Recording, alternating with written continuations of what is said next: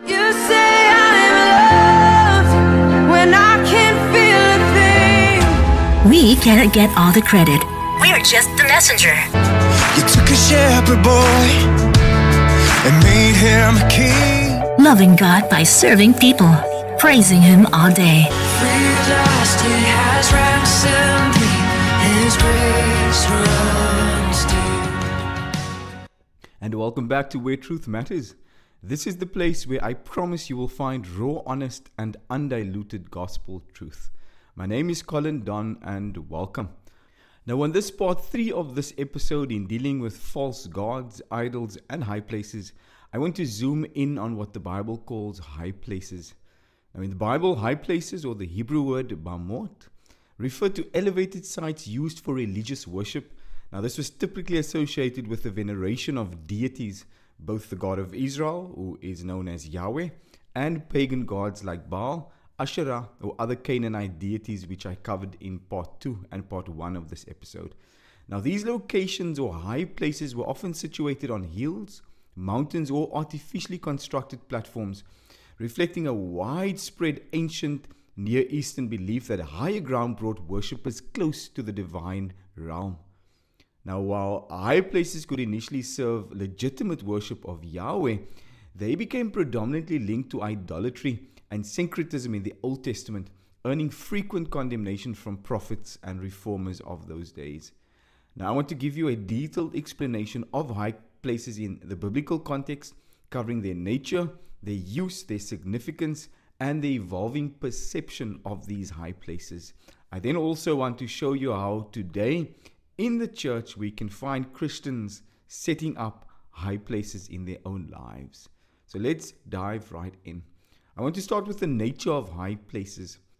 Now, physically, high places were typically natural elevations like hills or ridges, and was chosen for their prominence and their visibility. You can see an example of this in 1 Samuel 9 verses 13 to 14. Now, in some cases, there were man-made platforms or mounds, possibly with altars, standing stones, or wooden poles, and these were all dedicated to these deities, as you see in 1 Kings 14 verses 23. Now, there's plenty of archaeological evidence which supports this, with excavated sites showing stone altars, incense stands, and cultic objects on elevated terrain. So there's plenty of proof that these high places were indeed used in those days. There's some of the equipment used when erecting or building these high places. In 1 Kings chapter number 3 verses 4, we see that altars were built for sacrifices. We see sacred pillars or stones symbolizing divine presence in Genesis 28 verses 18. And this was later condemned in Deuteronomy chapter number 16 verses 22. Then, as I mentioned in part 2, there was the erection of Asherah poles, and this was linked to the goddess Asherah, often Baal's consort, as we see in 2 Kings 17 verses 10. Then there was incense burners or shrines for offerings, as we see in 2 Kings 23 verses 8. How were all of these used in worship? I'll touch on that quickly. High places served various religious functions in that day, depending on the context and the period within which those practices were performed. Now let's go back to pre-Israelite Canaanite worship quickly. Before Israel's conquest of Canaan, which was around 12,000 BC, high places were central to Canaanite religion. Rituals for gods like Baal, which was a storm god, as I already touched on, and Asherah, which was the fertility goddess. Offerings and feasts and possibly fertility rites occurred there. We can see this in Judges chapter number 6 verses 25. Then indeed there was earlier Israelite use of these high places. Initially, high places were used to worship Yahweh, especially before the centralization of worship at Jerusalem's temple. For example, in 1 Samuel 9 verses 12 to 14, Samuel sacrifices at a high place. Solomon offers sacrifices at Gibeon's great high place in 1 Kings chapter 3 verses 4, where God appears to him, we see in verses 5. Now this was tolerated due to the lack of a single sanctuary in the early period. Read Judges chapter 6 verses 24. This then became idolatrous worship. Now after settling in Canaan, Israelites adopted high places for pagan worship, blending Yahweh's cult with local practices And this we know as syncretism. Examples of this would have been in Judges chapter 2 verses 13, in 1 Kings chapter 14 verses 23, where there was worship of Baal and Asherah. Ahab's promotion of Baal worship at high places in 1 Kings chapter 16 verses 31 is another example of this. Now, practices included animal sacrifices, incense burning, and sometimes human sacrifices, as we see in 2 Kings 23. Now, let's look for a moment at the biblical significance of all of this. High places carry a dual significance in the Bible, reflecting a shift from neutral or positive use to a symbol of spiritual corruption, and I'll show you that quickly.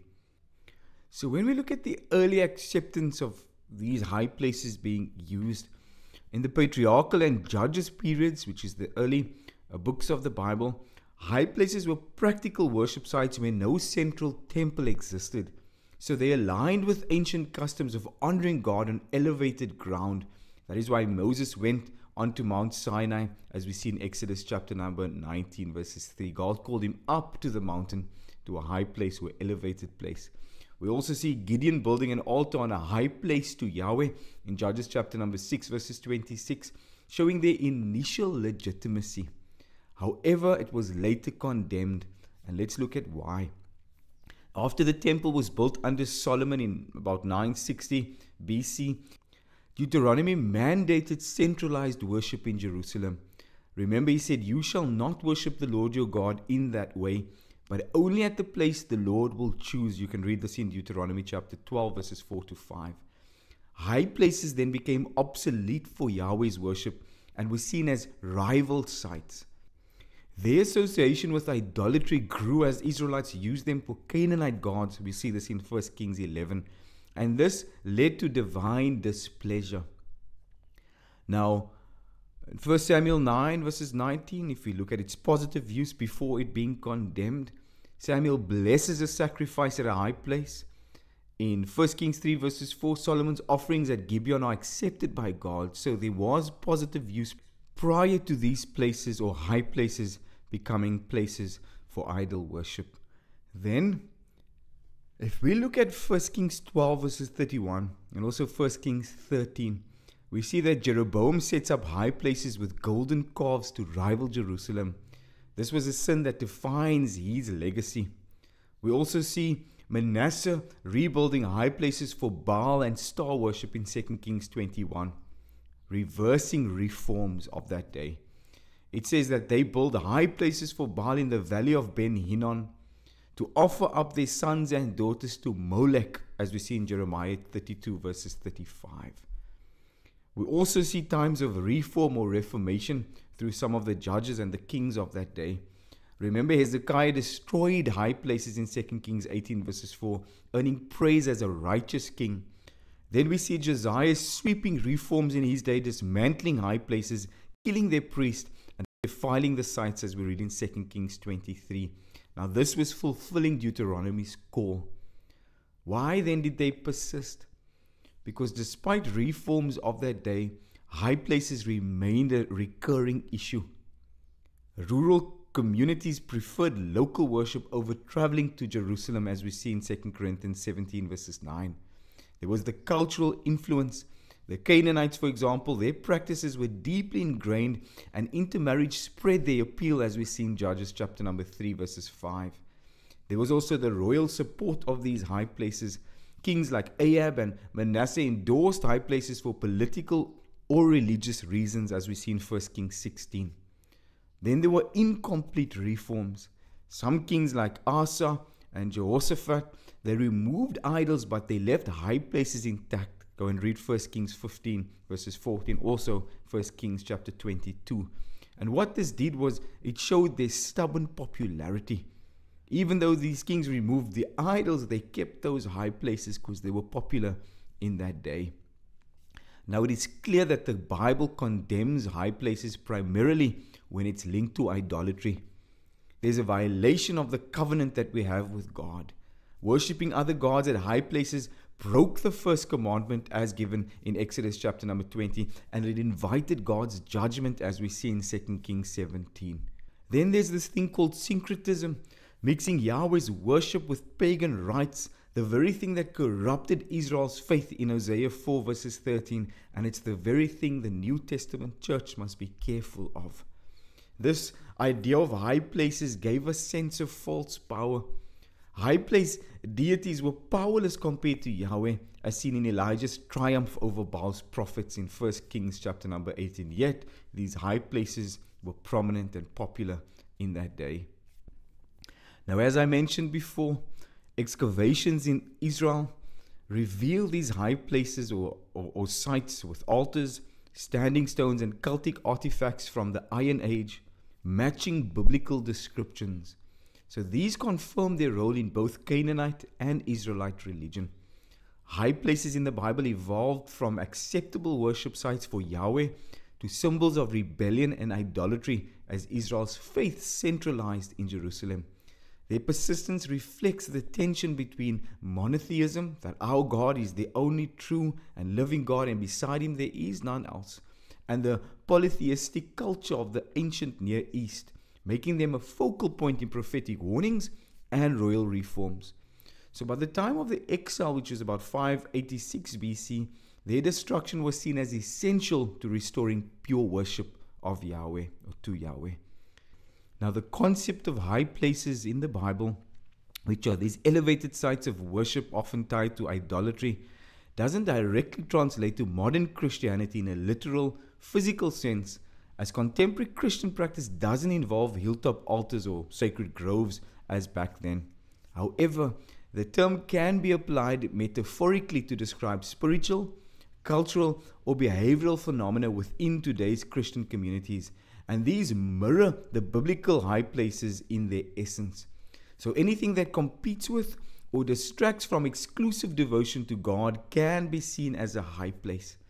Now, among Christians, these high places are often identified as modern idols, priorities, practice, or influences that subtly or overtly take God's place in worship, in allegiance, or in lifestyle. Now, in the final part of this episode, I want to show you how even among Christians today, there are high places. Now, while they are less about physical locations, they are more about the heart posture. Anything that usurps God's rightful place as Lord can become a high place. I want to show you how these high places reflect the timeless human struggle to prioritize the Creator over created things. I'm going to show you how vigilance is required to identify and then dismantle these high places, just as Israel's reformers did back in those days. Now, in a world of endless distractions, the call remains: seek first the kingdom of God. My name is Colin Don. This is Where Truth Matters. And until next time, take care and God bless. You say I'm loved when I can't feel a thing. We cannot get all the credit. We're just the messenger. You took a shepherd boy and made him a king. Loving God by serving people. Praising Him all day. Free at last, He has ransomed me. His grace runs deep.